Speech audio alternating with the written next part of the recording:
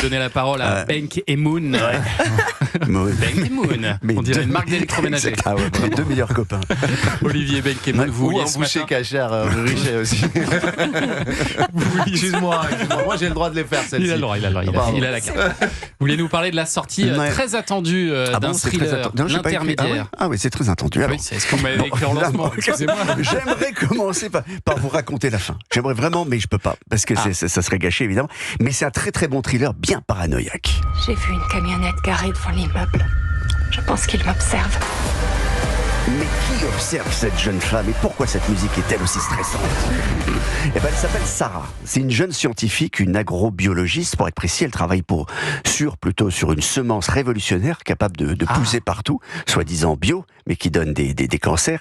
C'est une étude qu'elle reçoit, qui le dit. Elle avertit ses patrons qui vont évidemment la virer. Voilà. Et comme cette jeune femme va repartir avec l'étude dans son sac, sa société, sa boîte va lui coller plus que la pression. Menaces de mort, voiture qui brûle, obligée de déménager, etc., etc. Mais elle veut pas être une lanceuse d'alerte. Hein. Elle y a pensé, mais trop de boulot pour être lanceuse d'alerte, trop de pression. Elle veut rester tranquille, elle veut pas changer d'identité. Voilà. Alors quand vous êtes lanceur d'alerte, il y a des relais. Évidemment, il y a des associations, il y a des gens qui vous aident, il y a des médias, il y a des sites internet. Mais quand vous êtes un lanceur d'alerte réfractaire, que vous ne voulez pas y aller, même vous préférez un petit chèque, si vous voulez, un petit chèque aux ennuis, déjà vous pouvez parler à personne, et il n'y a pas d'avocat en ville. Personne n'a envie de vous aider. Voilà pourquoi on lui recommande L'Intermédiaire. Je m'appelle Sarah Grant. Je suis en possession de documents qui prouvent qu'ils se sont rendus coupables de dissimulation illégale. Il existe de nombreuses organisations de soutien aux lanceurs d'alerte. Non, je veux leur rendre tous les documents.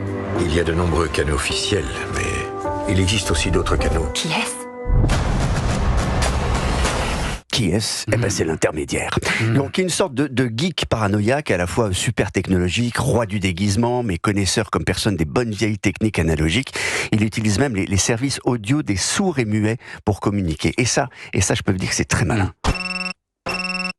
C'est le centre de relais de la région New York.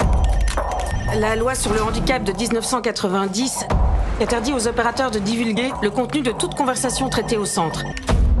Aucun appel n'est enregistré et tout ce que vous dites est confidentiel. C'est malin. C'est pas malin. C'est malin. Si, c'est malin. C'est malin. Parce que pour être discret dans ce magnifique monde digital où nous vivons, pour échapper aux traceurs numériques, aux écoutes téléphoniques, au suivi des cartes bleues, vas-y. Hein, donc faut être sacrément malin.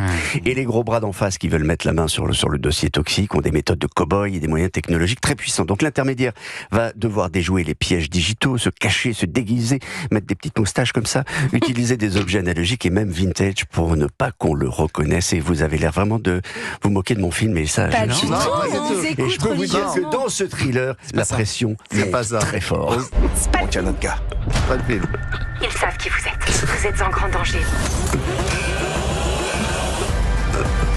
Bon, ce film est un grand jeu de piste, un cache-cache à travers l'Amérique, la grande dissimulation d'identité. L'Intermédiaire est joué par le génial Riz Ahmed et sa jeune cliente est jouée par une autre Britannique, Lily James, vue dans Baby Driver et Cendrillon. Voilà.